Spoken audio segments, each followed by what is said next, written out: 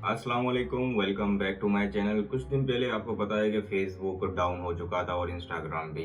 तो जो प्रॉब्लम आ रही थी वो ये थी कि सेशन जो है एक्सपायर्ड हो जा रहा था, आपका अकाउंट जो है ऑटोमेटिकली लॉग आउट हो जा रहा था। इस सूरत में जब भी आपका अकाउंट लॉग आउट हो जाए ऑटोमेटिकली, तो आपने मेक श्योर करना है कि आपका अकाउंट हर जगह से लॉग आउट हो चुका है या नहीं।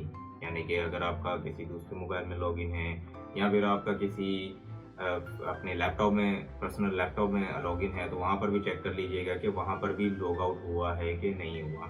अगर लॉग आउट नहीं हुआ है तो आपके किसी मोबाइल की टेक्निकल इशू की वजह से या फिर फेसबुक की टेक्निकल इशू की वजह से लॉग आउट हो चुका है, तो आप लॉगिन कर सकते हैं। लेकिन अगर हर जगह से लॉग आउट हो चुका है तो आपको लॉगिन करने की ज़रूरत नहीं है। कुछ टाइम तक आपने चेकआउट करना है अपने आसपास के लोगों का कि सबके साथ ये प्रॉब्लम आ रही है या नहीं, जब भी कभी हो रही है। दूसरी बात ये कि सर्वर क्यों डाउन हुआ था। सर्वर डाउन होने के पीछे जो है कंपनी को ही पता होता है कि क्या वजह है। कंपनी में जो भी प्रॉब्लम हो सकती है, उस कंपनी की प्रॉब्लम की वजह से जो है फेसबुक डाउन हो सकता है। लेकिन जहाँ तक मेरी रिसर्च है, तो आप लोग वैसे तो डाउन डिटेक्टर से मालूम कर सकते हैं कि किसका सर्वर किस तरीके से चल रहा है और डाउन है या नहीं है। और जो डाउन होने की वजह है वो है क्लाउडफ्लेयर। क्लाउडफ्लेयर एक ऐसी सर्विस है जो हर ई कॉमर्स प्लेटफॉर्म को या फिर किसी भी एप्लीकेशन को सर्विस देती है।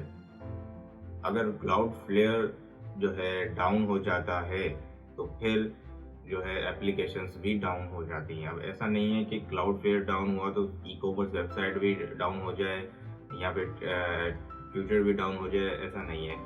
हर किसी को अपनी अपनी सर्विस दी हुई होती है। जैसे कि इंटरनेट की हम वायर सर्विस प्रोवाइडर वायर देता है हर घर घर में, केबल वाला वायर देता है हर घर घर में। तो अगर किसी वायर में प्रॉब्लम होती है तो उस घर में प्रॉब्लम हो सकती है, ओवरऑल द सर्कल में प्रॉब्लम नहीं होगी। तो इसी तरीके से क्लाउड प्लेयर भी सबको सर्विस देता है। अगर किसी की सर्विस में किसी के सर्वर में मसला आता है तो फिर किसी स्पेसिफिक जो है प्लेटफॉर्म या फिर स्पेसिफिक एप्लीकेशन के ऊपर जो है वो असर पड़ता है और वो डाउन हो जाता है।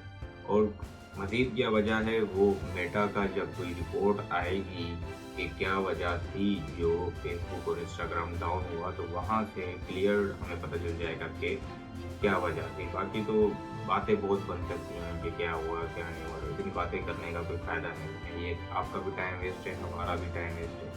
क्योंकि जब किसी कंपनी का डाउन हुआ है सर्वर, तो वो कंपनी ही बता सकती है, कोई दूसरा बंदा नहीं बता सकता।